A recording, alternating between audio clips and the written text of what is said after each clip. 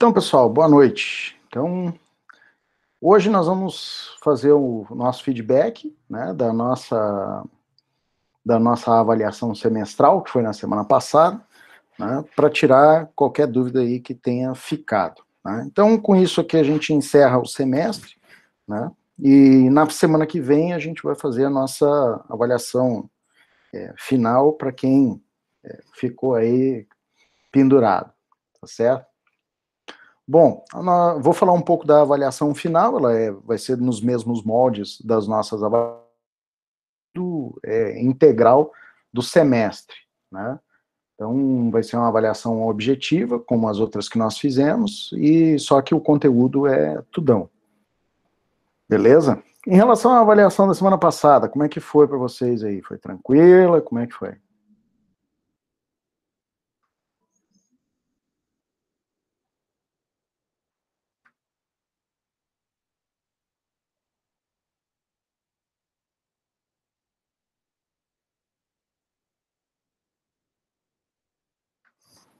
E aí?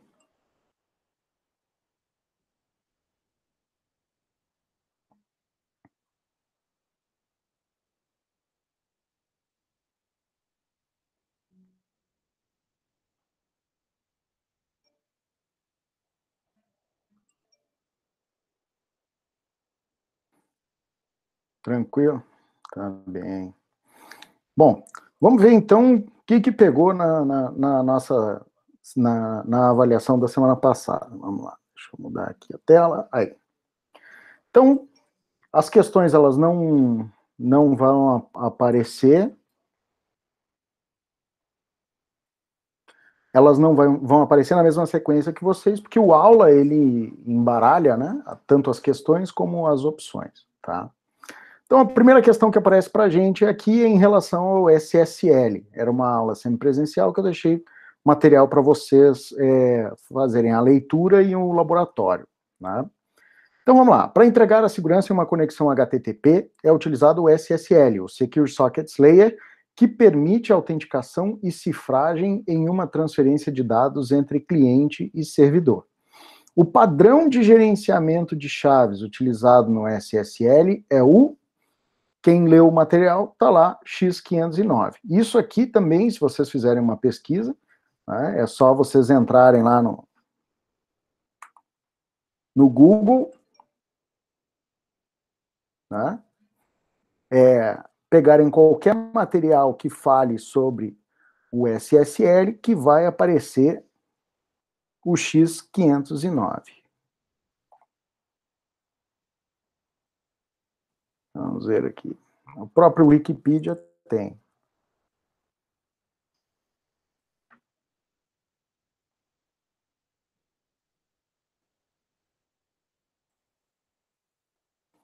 Vamos lá.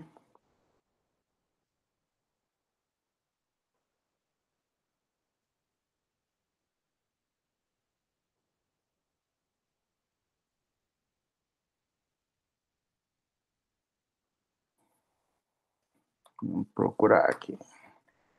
Aí, tá? Então, o exemplo X509, que é o modelo de chaves públicas, de chaves, né, utilizado no SSL, beleza? Então, resposta correta era essa aqui. Beleza? Segunda. Misuse Detection e Anomaly Detection são exemplos de...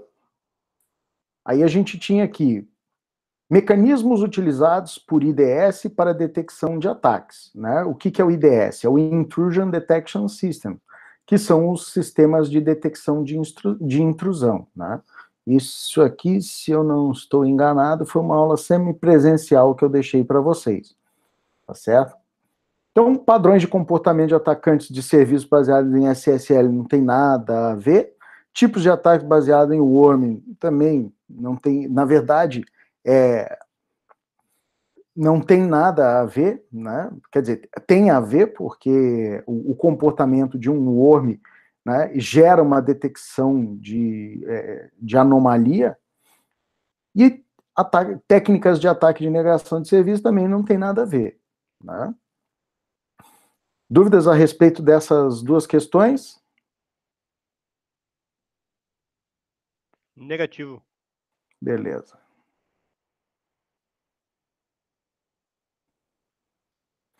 Próxima questão. Questão número 3. A principal diferença entre um verme e um vírus, qual é? Né? A diferença do verme e do vírus é que o verme ele se propaga em rede. O verme ele se utiliza de sockets, né? Ele tem a capacidade de buscar um equipamento remoto para realizar uma infecção. O vírus não. O vírus ele em relação à infecção, aliás, desculpe, em relação à propagação, ele é passivo. O vírus, ele se utiliza, né? Normalmente ele infecta um arquivo e ele se propaga através da cópia autêntica desse arquivo. Então o usuário vai lá, coloca num pendrive ou envia por um e-mail. Tá? Então essa é a diferença principal entre o verme. O verme não. O verme ele acessa o recurso de rede, né? E ele busca uma nova vítima para fazer a infecção. Tá? Então, essa é a diferença principal. Capacidade de se replicar entre processos, né? O vírus, ele se propaga entre processos e não entre equipamentos de rede. Capacidade de replicar partes de seu código em outros arquivos, isso aqui é coisa de vírus. Né? Capacidade de propagar suas funcionalidades dentro do sistema operacional. Qualquer um deles faz. Tá bem? Mas a capacidade de se propagar em rede é o que diferencia um verme de um vírus. Beleza? Dúvidas? Tranquilo?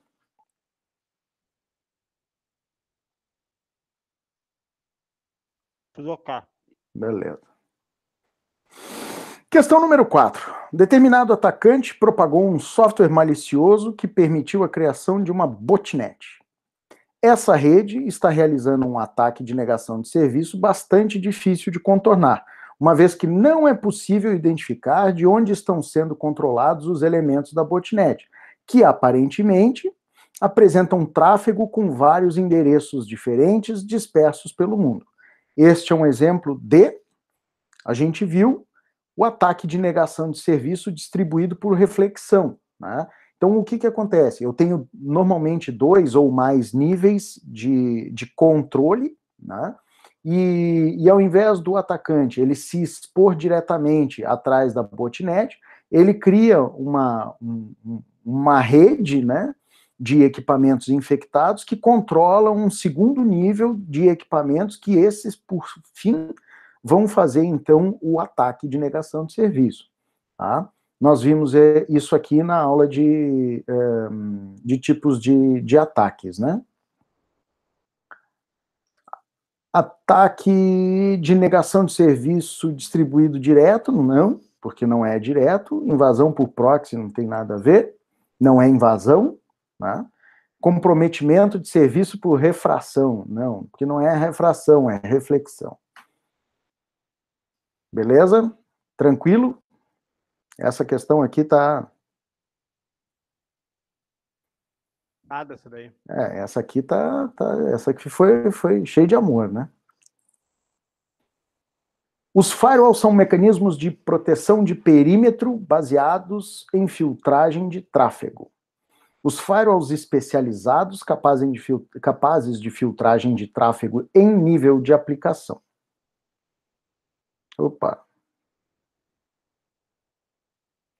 Ficou ruim isso aqui, mas tudo bem. Quais são os firewalls capazes... Na verdade, há firewalls especializados, não os, né? Mas tudo bem. Quais são os firewalls que são capazes desse tipo de filtragem? Os proxies, né? Porque o proxy é que faz filtragem de tráfego em nível de aplicação. Não é isso? Firewall de perímetro não é... Normalmente a gente vai utilizar firewall de perímetro quando eu tenho uma DMZ. Filtro stateless e stateful são tecnologias, né, de implementação de firewalls de firewalls genéricos, né? Normalmente baseado em filtragem de pacote. Tranquilo? Essa aqui também está dada, né? Essa aqui não tem muito, apesar do erro na escrita ali, não tem muito mistério.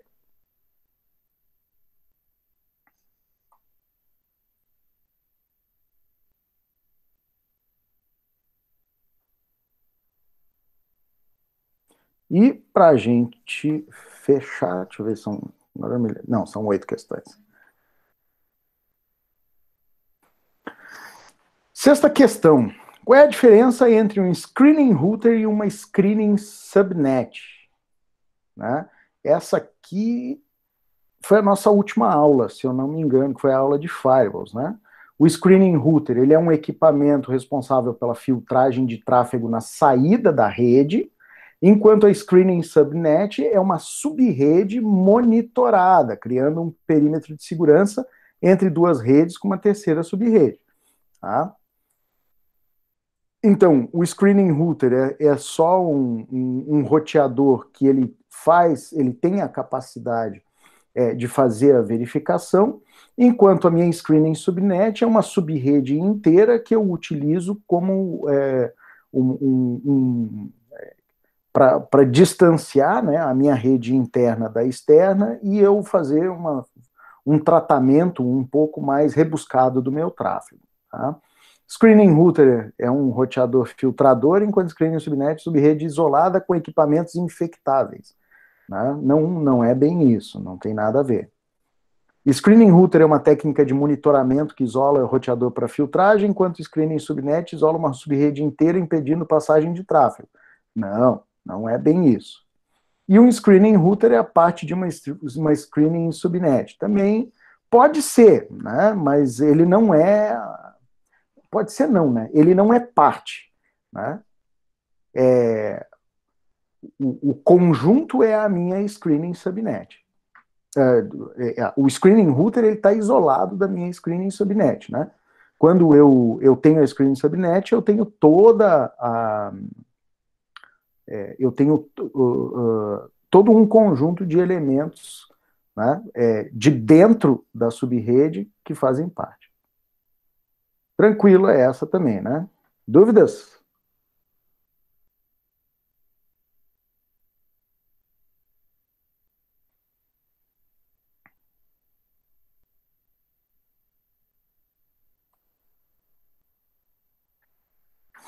Penúltima questão. Em uma determinada empresa foi proposto um sistema de segurança da informação, onde constava documentação detalhando regras de acesso a determinados locais da empresa. Essas regras são parte do ou da, como a gente viu na aula que falava sobre ISO 27000, faz parte do plano de segurança física e ambiental, constante na ISO 27002. Então, aqui eu estou dizendo que eu tenho regras de acesso a determinados locais da empresa. Então, a parte de segurança física também e ambiental, ela é um elemento bastante importante do plano de segurança da ISO 27002. Tá? Plano de controle de acesso constante na ISO 27000 não, porque 27000 é a família, né? Normalmente a 00 ela é o documento que fala do vocabulário, né? Sistema de controle de acesso físico proposto pela LGPD, não tem nada a ver, que a LGPD não fala de acesso físico, ela fala de disponibilização de dados, né? E controles de acesso perimetrais da ISO 20000. Não, a ISO 20000 é de serviços de TI, né? Não tem nada a ver com segurança. Tranquilo? Firme aí? De boa. De boa. Então tá. E para a gente finalizar, uma questão da LGPD, né? A LGPD é uma lei bastante técnica que prevê uma série de regramentos em relação aos dados pessoais de clientes, fornecedores, funcionários, terceiros, entre outros, em posse das empresas. Não são responsabilidades da empresa. Tá? A conformidade da veracidade das informações. Então, aquilo que a empresa tem de dados do usuário, se eles são verídicos ou não, né, é responsabilidade do usuário, não da empresa. Se o cara informou um endereço que não é verdadeiro ou informou um documento falso, não é responsabilidade da empresa. Mas sim a manutenção da segurança da informação em sua posse, evitando qualquer tipo de vazamento, acesso ou uso indevido das mesmas, sim. A empresa ela é responsável pelo sigilo da informação que ela tem. Né? O não compartilhamento das informações com fornecedores, parceiros comerciais e outros clientes. Também. Isso é um ponto da LGPD que tem sido batido com muita força, né? Porque, infelizmente, a gente tem essa prática, né, do compartilhamento de cadastros entre empresas. E aí você está bem tranquilo lá, né? Você fez uma compra lá numa lojas americanas, por exemplo, e daqui a pouco começa a receber e-mail de sei lá, de uma seguradora ou de uma empresa financeira. Normalmente é porque houve o compartilhamento do cadastro do usuário com essa terceira empresa. E o correto tratamento do ciclo de vida da informação, a sua coleta, armazenamento e descarte. Então, também é uma responsabilidade da empresa tratar de forma segura e de forma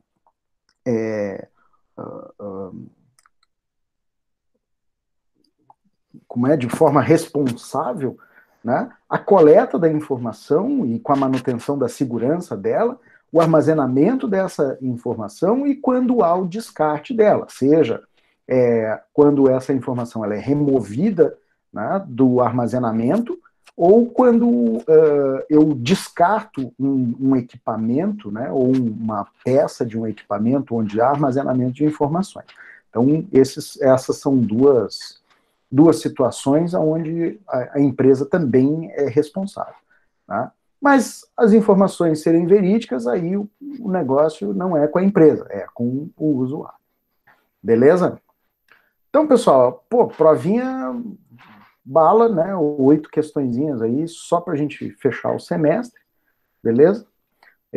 Eu vi aí que teve um pessoal que ficou pendurado, né? Nós vamos fazer a nossa avaliação final na semana que vem e com conteúdo de todo o semestre, como a gente já falou. Tranquilo? Tudo certo? Como é que você... Vamos lá, abre o coração, a hora do chororô é agora.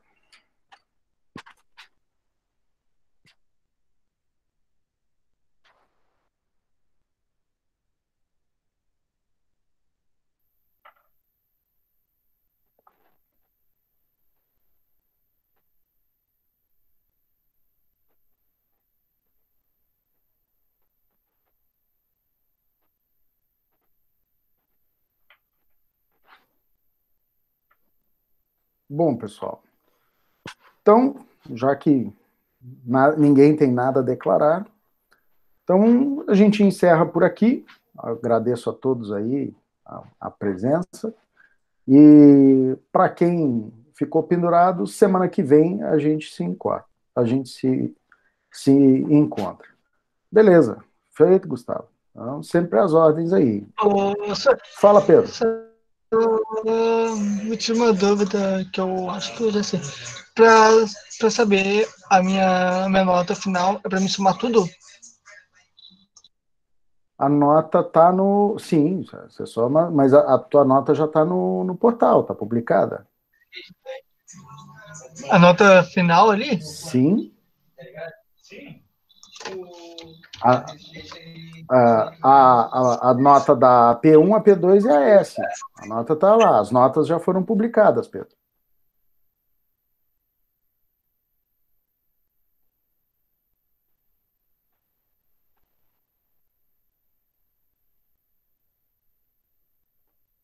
Sim, não, mas para saber se eu fiquei em recuperação, eu tenho que somar tudo e ver se fica maior ou menor que 7, né? Isso, mas não aparece aí para vocês? Que aparece a PS, né? Deixa eu ver, eu tô com... Não, Não é essa janela. Ah, não, apareceu sim. Aparece lá, o somatório. Pedro, tá aqui. Nessa disciplina, acho que tu está aprovado. Só nessa. Não, outra, já tô triste. Semana que vem a gente se encontra. Mas, bom, pessoal, então acho que por hoje é isso. Boas férias aí para quem já venceu aí, passou aí fechou aí a nota para aprovação. Quem ficou aí com dúvida, vamos ter que sentar aí essa semana para dar aquela revisada no conteúdo. Né? Todo mundo sabe que as minhas avaliações eu peço exatamente o que foi dado de material em aula, né? Então sempre é bom dar uma boa lida. E não esqueça que as nossas avaliações elas são com consulta, né? Então, assim como vocês vão trabalhar lá no dia a dia de vocês vão ter acesso à literatura, a única coisa que vocês precisam é desenvolver um pensamento crítico daquilo que vocês estão lendo. Fechamos, então? Mais alguma coisa, povo? Não sei. É isso aí? Então tá, Pedrão. Grande abraço a todos aí e nos vemos Até semana que vem. Até a semana que vem para uns e para os outros até o semestre que vem. Falou!